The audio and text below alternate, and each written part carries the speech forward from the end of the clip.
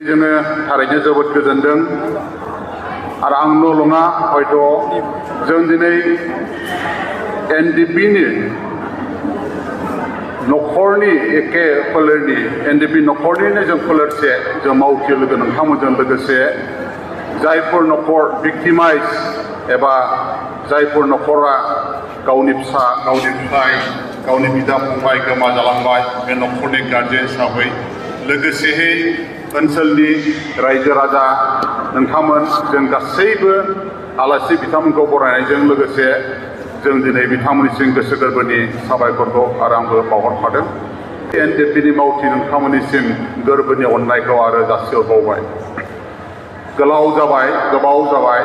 गोसोफ्रा बायग्लिबाय जोंहा दहाय आब' अनजालि मोनसे खोथा बुंदों एनडिपिआ डिसबेन्ड जादोंब्लाबो मोनसे एग्रिमेन्टआव फैदोंब्लाबो नाथाय जोंहा दिनै मावनो गोनां गोबां खामानि दं जोंनि खामानिया अकल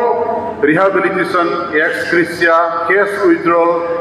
दिनै बेखौल' मावनांगौनि नङा बिनि अनगायै बर' माहारिनि राव हारिमु राजखान्थि मोनफ्रोमबो बिथिङावनो जोंहा फोसाबनायजों लोगोसे बेखौ जौगाखांहोलांनायाव जेराव जोङो बुहुमाव मोनसे गेरेमसा हारि दानानै गालांगोन होननानै एनडिपिनि थांखि बिथांखियाव लिरखाना दङ बे हिसाबै जोंहा मावनो गोनां दङ नंगौ जों फैगौ समाव बिथांमोननिफ्राय आरो जों सुबुरुन लानानै जों दिनैहाय जों आरो मावलांनो जों जांगि खालामगोन जेखियानो जाया मानो मावथि लोगो नोंथांमोन इउनाइटेड फराम अफ एनडिपि बे इउनाइटेड सोदोबा एनडिपिनि थाखाय जोबोद मिनिंफुल बे इउनाइटेड सोदोबखौ दिनै बेखौ लानानै मोनसे आफादखौ दानाय जाबाय आफादा जोबखांनायनि उनावहाय नाथाय बेखौ दानाया जोबोद मिनिंफुल ओरैनो जेनेरेलि जों इउनाइटेड होनोब्ला सरासनस्रायै जों बेखौ बारा हयथ' जों सानहराबो जानो हागौ नाथाय एनडिपिनि बेलायावहाय इउनाइटेड सोदोबा जोबोद मिनिंफुल इउनाइटेड होननानै बुङोब्ला जों फारियै जों मिथियो टु जइन इनटु वान ज' जइन जालायनानै जों मोनसे महर लाहैनाय नङा होमबा नंगौ थांनाय समाव जेब्ला एग्रिमेन्ट जादोंमोन बिनि सिगां एनडिपिआ मोनब्रै बाहागोआव गावस्रादोंमोन मा जाहोनाव गावस्रादों बेखौ बरनायनो थांला आं गुवारै बुंनो थांला नाथाय आफ्टार एग्रिमेन्ट आफ्टार सुक्ति खालामनायनि उनावहाय जों दिनैहाय मोनसे महराव जों फैनो हादों इउनाइटेडलि मोनब्रैबो हान्जाया खौसे जानानै जों फैनो हादों बे जोंनि थाखाय जोबोद स्ट्रं बिराद स्ट्रं मोनसे फर्स बेयो नंगौ जेब्ला जों सुक्ति जानानै दिल्लीनिफ्राय फैबायमोन बै समावनो बै बाथ्राखौ डियार नाब्लासारा सिन्था खालामखादों आरो सिन्था खालामनानै आं बिथांजों लोगोसे थाफानानै जों हर सान साननानै जों मावदोंमोन जोङो मोनब्रै ग्रुपखौ मोनसेयाव इउनिफाइ जों खालामनो हानाय नङा टु मेक इनटु वान जों मोनसे बानायनो हानाय नंलिया बेखौ जों मोनब्रैयावनो दोननांगोन गतिके बेखौ जों इउनाइटेड जों माबोरै लाबोनो हागोन बे पलिसिफोरखौ लालायनानै गोबां सावरायनाय जादोंमोन आरो बेखौ लानानै मोनब्रैबो ग्रुपखौ लानानै जोङो खननै खनथामसो रायज्लायनाय जादोंमोन हयथ' जोंहा बिथांमोनाबो दंमोन रायज्लायै जों मोनसे पर्यायाव फैनो हाबायमोन नाथाय दुखुनांथाव बाथ्रा जेब्ला जोङो बेखौ बिथा खालामनानै गिदिर मोनसे अदालगुरियाव प्रग्राम लानो नागिरदोंमोन बे समावनो डियार नाब्लासारखौ फिन आरोबाव जेलाव सोनानै दोनहैफिनदों नाथाय बै समावहाय आं दिनै बुंगोन जोंनि लिडार सासेया मोनसे बाथ्रा बुंदोंमोन अदालगुरि कापुरपारायाव जेब्ला बे प्रग्रामखौ बानायदों दिनै संकसनिफ्राय सदियासिम जेसेबां बर' रायजो राजाफोर दङ बिथांमोनखौ लिंथुमनानै बर'फोरनि जेसेबां गौथुमफोर दङ पलिटिकेल नन पलिटिकेल गासैखौबो लिडार मावथि गासैखौबो लेंहरजोबनानै जों बर' रायजो राजानिसिम मोनसे क्षमा बिनायनि मोनसे गेदेर जथुमा लानाय जादोंमोन क्षमा बिनो गोनांनि मोनसे खारनानो जाहैबाय जों खौसेयै बेखौ जाबाय जों जि थांखि लानानै बर' रायजो राजानो जों होफैनो हायासै जों क्षमा बियो नाथाय जि बुस्थुखौ जों लाना फैबाय बेखौ जोङो ज'हैनो ज' जानानै जों बर' हारिनि थाखाय इयुननि थाखाय जों मोजां खामानि मावलांनोसै बेबायदि बर' रायजो राजानि सिगाङाव समायखिरा लागोन होननानै बे थांखि लानानै आवगायनाय जादोंमोन नाथाय बै समावहायनो सासे दैदेनगिरिया बेरेखा बाथ्रा बुंदोंमोन आं दिनै बुंगोन आंनि खोमायाव बे बुंदों आं बे प्रग्रामाव आं थाया जेब्ला बे प्रग्रामा जागोन अब्ला आं लोमजाफ्लानाबाबो न'आव थागोन आं बे बाथ्राखौ बुंदोंमोन बे जोंनि थाखाय जोबोद दुखुनांथाव बाथ्रा आं दिनै गोसोआवबो गाबखांनाय थायो बे बाथ्राखौ खोनासंनानै नाथाय बेबायदि जानायनि साननैनि उनावनो डिआर नाब्लेया जेलाव हाबहैफिननो गोनां जाहैबाय बियो रावबो नङा आथिखालनि बिटिआरनि डिपुटि चिफ बिथांनि खुगानिफ्राय बे रावा ओंखारनाय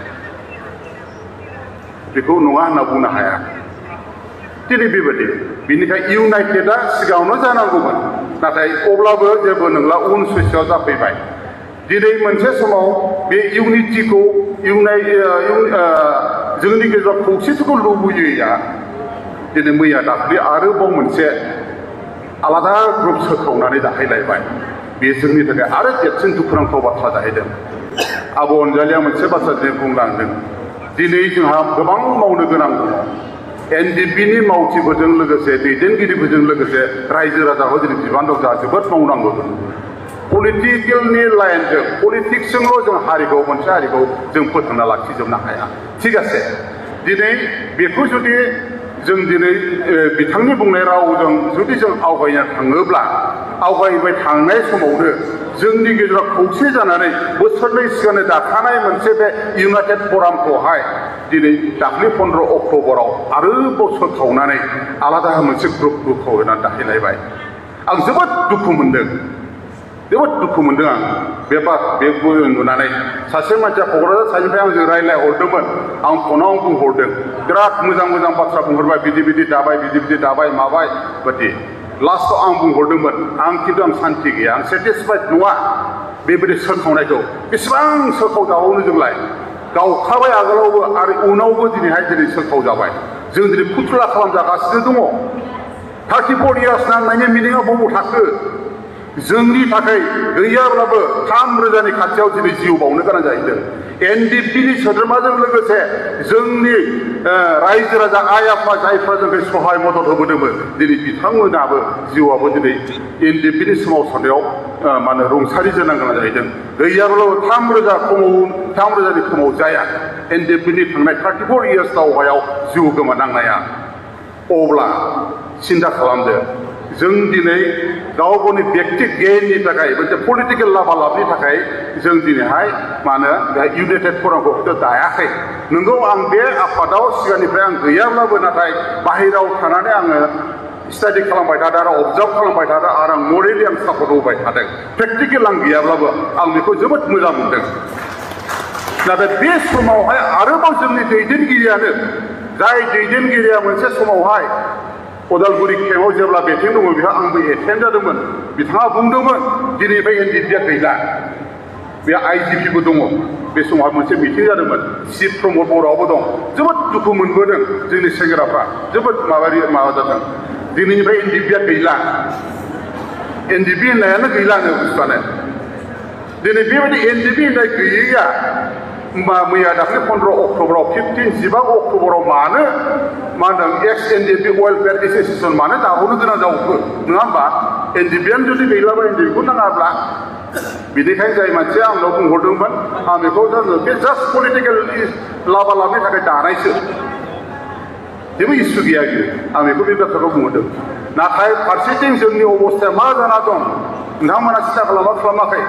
दिनै सान्ति सुक्तिनि उनावबो माखासे दिनै दैदेनगिरिफोरजों लोगोसे जोंनि मावथि लोगोफ्रा दिनै जेलाव हाबनानै दङ जोंनि एक्स ग्रेसिया मोननाय रिहाबिलिटेसन मोननाया आलादा बुस्थु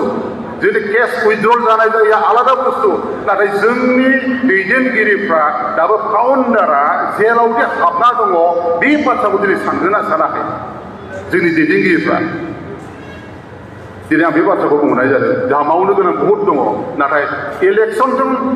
जास्ट इलेक्सननि थाखायल' दा बानायनाय जुदि जों बानायनानै फुथुला बायदि मोसाहोबाय थानांगौबा जोंनि सुप्रिम सेक्रिफाइस खालामनाया ओरैनो दैयाव थांगोन आं बे बाथ्राखौ बुंहरदों दिनैहाय जों दिनै रायखांनांगोन सिजफायारआ जेब्ला 2005 एप्रिल मेनिफ्राय जों जागायजेनबाय बिनि उनाव जों गुवारै सावरायदोंमोन बे समाव अबस्से एनडिपि प्रग्रेसिभखौनो सिजफायार खालामदोंमोन आरडि ग्रुप एस ग्रुपआ सिजफायार खालामाखैमोन दा बे समाव जों ज' थानानै फरायसा आफादनि दैदेनगिरिफोरजों जों सावरायदोंमोन माबायाव थाखोमाखै दिनै माखासे दैदेनगिरिफ्रा जोंनि बिदि रायज्लायनायखौ जेबो मदद होआखैमोन नाथाय जों मोनसे समाव लास्टआव मोनसे लामाखौ जों लानो गोनां जादोंमोन दा बै समनि जिथु आन्दलनखौ दैदेननाय एबसुलेट प्रेसिडेन्ट जायखौ दानि बिटिआरनि चिफ आंनियावनो हरसे थादों ओंखाम जादों जों मोनसे पलिसि लादों बर' फरायसा आफादखौ जोङो ओरै सोनाबाथ' जोङो बिबान सोलायहोनो हाया जों मोनसे पलिसि खालामनानै बिथांमोननो प्रेसिडेन्टसिप फोसाबनो थाखाय जों सनितपुरथिं जों बोनानै लांदोंमोन बिथांमोननि जिथु बिथाम जिथु माबा जिथु प्रग्राम माबा जिथु कनफारेन्स बेखौ आरो बिनिफ्राय लांनानै बेखौ खायदा कौशलै जों प्रेसिडेन्ट बहायदों जायनि कारनावहाय जोङो एनडिपिआ थोंजोङै जोङो डेम'क्रेटिक प्रसेसजों आन्दलन खालामलांनो सोमावसारनो हायैलाय जों एबसुलिटैनो सोमावसारनानै जोंनि थांखिखौ जाफुंसार होनाय बे थांखि नोजोरजों जों थांदोंमोन बै समाव जों बुंजानो गोनां जादों अनेक बै फरायसाफोरनि लिडारफोरनि खुगाजों एनडिपिनि मानसिफ्रालाय जाम्बासो जेबोआनो रोङा नंगौ बे बाथ्राया जों बुंजानो गोनां जादों आरो नंगौबो बाथ्राया जोंबो दिनै मोनसे समाव बुंदोंमोन जेब्ला हाग्रायावहाय जों जेब्ला थानानै जों थायोमोन हाग्राया केम्प खालामनानै बै समाव जों बोरायखाङोमोन गोरों गोरों मानसि नांगौमोन आफादखौ दैदेननो थाखाय नाथाय बै समावहाय गोरों गोरों मानसिफ्रा रावबो आवगाया फासयबोनाय गोजासोमोन दानि डिपुटिसन गबिन्द बसुमतारी मोननि खुगानिफ्राय बुङोमोन जोंनो गोरों मानसि नाङा गोरों मानसिया हारि दिनै बेफोरबायदि लामाजों हारि सिबिनायखौ माब्लाबाबो एक्सेप्ट खालामनानै लानो हाया जों रोङैफ्रानो हारिनि थाखाय जों मावलांगोन दिनै बे बाथ्राखौ नाथाय आं डिआर नाब्ला सारनि खोथाखौ आं दाबो गोसोआव दङ जेब्ला जों सुक्ति खालामखाना फैयो अब्ला बिथाङा बुंदोंमोन बै जिथु जोङो गेदेर मोनसे पाब्लिक प्रग्राम लानाय समावहाय बिथाङा बुंदोंमोन जोङो जि मावबोबाय जिखौ लानानै जों सुक्ति होबाय बेखिनिखौनो जोङो जाहाथे मोजां सालायलांनो थाखाय जोङो जिहेतु सुक्तिया एनडिपिजोंनो जानाय बे एनडिपिजोंनो पिस एग्रिमेन्ट जादों जिहेतु गतिके जोङो रोंबाबो रोङाबाबो 50%आ जोंनिनो केन्डिडेट जानांगोन बे खोथाखौ बिथाङा बुंदोंमोन बै समावहाय बाखि 50%आ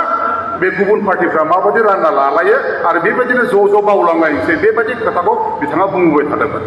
नाथाय जोंनि माखासे दैदेनगिरि बै समनि एबसुनि जोंखौ जाम्बा होनग्राफ्रा दिनैहाय बेखौ एक्सेप्ट खालामना लानो हायासै दा बै जाम्बा होनग्रा लिडारफ्रा दिनैहाय जाम्बाफोरा नांसोमना फैनाय सुक्तिनि थैनि हासाराव बा दिनै बेगरनि हासाराव दिनै बिथांमोनहा सोरबा एमएलए जादों सोरबा एमपि जादों सोरबा इएम जादों सोरबा एमपिए जागासिनो दं सोरबाया चिफ जादों नङा होमबा सोरनि थैनि हासाराव बिथांमोना जानो मोन्दों दिनै जोंखौ फुख्ला खालामगासिनो दङ गाबखांनो दुखु मोनो मेगन मोदै गयो आं बिराद गाबो मालाबा रायज्लायनानै आरो खोथाफोरखौ पलिटिक्सफोरजों रायज्लायनानै जों मा पर्जायाव दङ जों मा पर्जायाव सफैनो हाखो दिनै आरोबाव जोंखौ दिनै सोखावबाय 15 अक्ट'बराव जिथु दादों आफाद एक्स एनडिपि वेलफेयार ससाइटि ना एस'सिएसन ससाइटि दिनै बेबोथ' सोरबा खर'नि बे पलिसि जानो हागौ सोरबा सासे खर'नि पलिसि जागोन बेयो जायनि उनाव बोखावना लांबाय आरोबाव खावसे खावलायबाय दिनै रायजो राजाफ्रा जोंखौ फोथायगोनसै बेबायदि जुदि सोखाव जाबाय थायोबा दिनै इउनाइटेडआ जेसेबांखिनि फोथायजानांगौ बेसेबां जों फोथायजानाय नंलिया दिनै एक्स एनडिपि वेलफेयाराबो जेसेबां फोथायजागोन बेसेबां फोथायजानाय नंलिया गावसिनि गेजेरावनो गावस्रा फोथायलायनाय गैया हारिनि थाखाय सुप्रिम सेक्रिफाइस खालामनाया दिनै पलिटिक्सजोंनो खिथु खारफालांबाय दिनै बुंजानो गोनां जाहैगोन इलेक्सनावसो दिनैहाय बेस्थ' जाना थाबाय थिग আছে पलिटिकेल पेकिंखौ नांगौ जोंनो नांगौ आं बुङा एनि पलिटिकेल पार्टि सोरबा बिपिएफआनो जा सोरबा इउपिपिएलआनो जा बा सोरबा बिजेपिआनो जा कंग्रेसआनो जा जायहा जोंनि हायाव सासन खालामफैगोन जि सक्तिया फैगोन बेखौनो जों पेकिं खालामना लानांगोन नाथाय सिङाव हाबनानै नङा सायाव थानानै आं बे बाथ्राखौ सिगाङाव बुंबाय थादों नाथाय जोंनि खावसे गोहोआ दिनै सिङाव हाबबाय सिङाव सोजानाय बायदि जाहैबाय बे जोंनि थाखाय जोबोद दुखुनांथाव आरो बेखौ सोरनिबा खर'जों मावजानानै जोंनि माखासे दैदेनगिरिफ्रानो दिनै मावगासिनो दङ दिनै जाम्बा मावथिफोरखौ लानानै दिनै आरो मोनसे फर्स खालामलायबाय आरो जों गेलेजाबावनोसैलाय बेनिखायनो आं खावलायदों लोगो नोंथांमोनखौ दिनैथ' बेहाय गासिबो जों एनडिपिनि कलिग्स लोगोफोर गोजा जोंनि दुखु खस्थ' मावबोनायखौ जों मिथिखायोसै जोंनि नांनायाव जेसेबां मानसि जायफोर जोहोलावफ्रा दिनै सेक्रिफाइस खालामलांबाय भिक्टिम जालांबाय भिक्टिमाइज जालांबाय दिनै बेखौबो जों मिथिखायोसै जों जि थांनानै दङ इउनाइटेडलि जों फाइट खालामनांगोन दहाय जोंहा गाहाय आलासि बिथाङा मोनसे खोथा बुंदों इउनाइटेड जों उइ स्टेन्ड डिभाइडेड उइ फल खौसेब्ला जों थांना थागोन नाथाय गावस्राबा जों गोलैगोन गतिके लोरबां जायालासे गोसोखौ दाद लाखिनानै जाहाथे नोंथांमोनहा आलासि बिथांमोना जोंखौ जि एडभाइस होदों जि लामा दिन्थिदों बेफोरखौ लानानै जाहाथे जों ज' मावलांनायाव हारिनि थाखाय मावलांनायाव जाहाथे जेंना जेंसिखौ बोस्रांलांनायाव जों ज' आवगायलांनो हायो बेखौ आं खावलायनाय थाबाय जोंहा मावनांगौ बेलेग दङ रायजो राजानि गेजेराव मिथिहोनांगौ अनेक बाथ्रा दं जों लानांगोन सावरायदों दैदेनगिरिफ्रा थिग जासे आं बेखौ मोजां मोनदों रायजोनि गेजेराव जों हाबनांसिगोन डिस्ट्रिक्टल'सो दानाय जादोंना रायजोनि गेजेराव प्रसार खालामना होनायनि सम फैबाय मानोना आरोबाव जोंनिखौ मा होनो सोखाव आरो रुल दिनै सासन खालामनाय बेबायदि माबाया आरो सोलिगासिनो दं इलेक्सना खाथिसै नालाय बायदिसिना पलिसि लालायगोन बायदिसिना लफायगोन 20 लाख होगोन 2 लाख 2 कौटि होगोन बायदिसिना खोथा बुंनाय नाथाय जों दिनै मा मोनखो थांनाय बोसोरफ्राव एनडिपिआ मा मोनखो नङा होमबा सोरबा बुंनो हागोन नामा माबाफोर सुबिदा मोनदों होननाय नोंगौ मोनदों सोरबा सासे सानैया नाथाय मेक्सिमामा दिनै सुबिदाखौ मोनाखै दिनै जोंनि आलासि दैदेनगिरि बुंथिगिरिफ्रा बुंलांबाय थायो फिस सोरजों जादों फिसआ एनडिपिजों जादों नाथाय आङो मोनसे बाथ्राखौ आं एग्जाम्पल बुंनांगोन